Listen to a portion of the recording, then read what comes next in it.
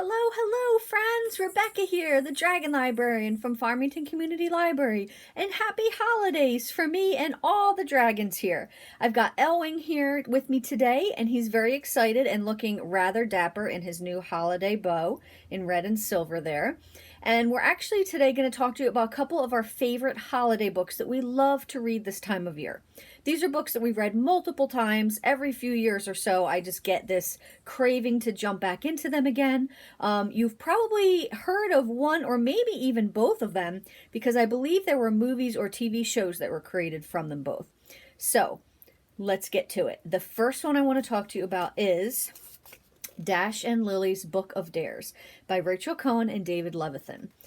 David Levithan has written so many other books that I absolutely love. I don't know that I've read anything by the other author, Rachel Cohn. I have to check that out. But I do love David Levithan a lot. So this book is really, really sweet. It's just such a cute little story, and it's also pretty short. So if you're looking for something really quick to just read for the holidays, you've got like a long car ride coming up, or just you've got some time off from school and you're just looking for a quick dip into a holiday book, this is a great one for you. So it takes place around the holiday season and is about a book of dares, right? So Lily has this red notebook that she has stashed in the Strand, a bookstore in New York City.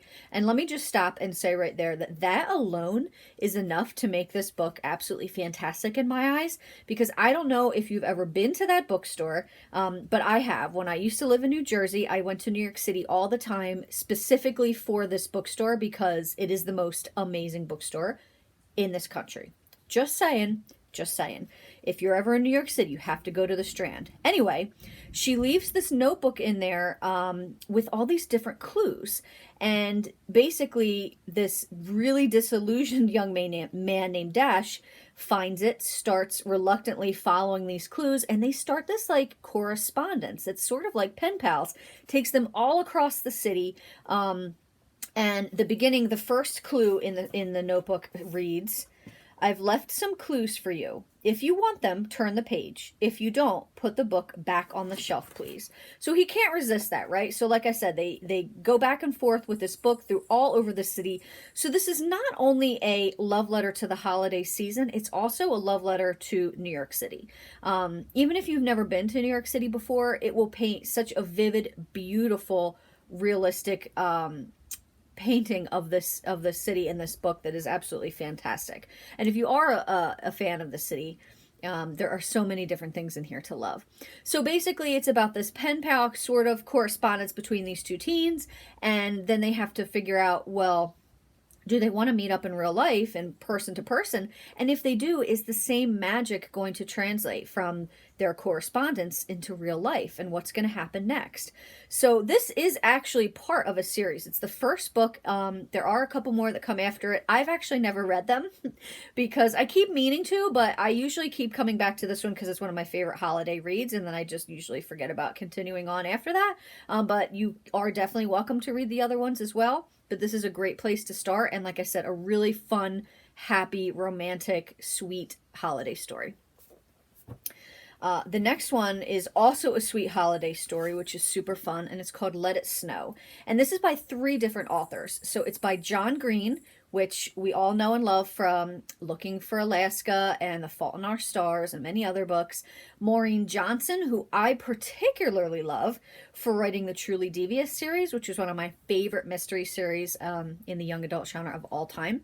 And Lauren Myracle, who I actually don't know other than this book, but I'm sure she's fantastic. I'll have to check her out later. So it's written by 3 authors because basically it's 3 short stories that all tie in together. They're all interconnected, and you don't know how that is the case until you read them all. So this one's a little bit of a bigger book, but it's still not that bad. I don't think it's past... Yeah, it's barely over 300 pages, so it's still really great. And again, they do all connect these stories, but you don't have to read them that way. If you just feel like reading, so say you're a really big fan of John Green, you're like, oh my gosh, I need to read the John Green story and then nothing else, you can totally do that. They do have their own like separate plots and conclusions and things like that, so you don't necessarily have to read all 3. It is very rewarding to read all 3, so I would recommend it, but you absolutely don't have to. And it's a lot of different components. It's this beautiful town that is covered in snow, a train that's broken down, hiking in the wilderness to a Waffle House. There's a lot of really different elements in the story that are just absolutely fun. Like I said, it is romantic. It's a romantic comedy, so there's of course definitely some hijinks. There's drama, but just at the heart of it, really beautiful love stories that are just fantastic. Again, a wonderful story to read this time of year, or wait until after the holidays when you're still on break if you're looking for something cozy to sink into. This is a wonderful book, and that is Let It Snow. Well, those are the ones we've got for you guys today. I hope that everyone is super excited about these holiday books. And if so, please feel free to check them out from Farmington Community Library. Feel free also to come in and tell me what you think of them. I'd love to hear that as well. And I hope everyone has a really wonderful holiday.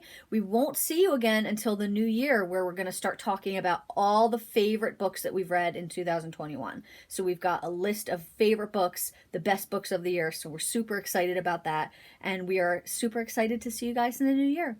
Thanks so much for watching. Have a wonderful, happy, and safe holiday. And we'll see you later.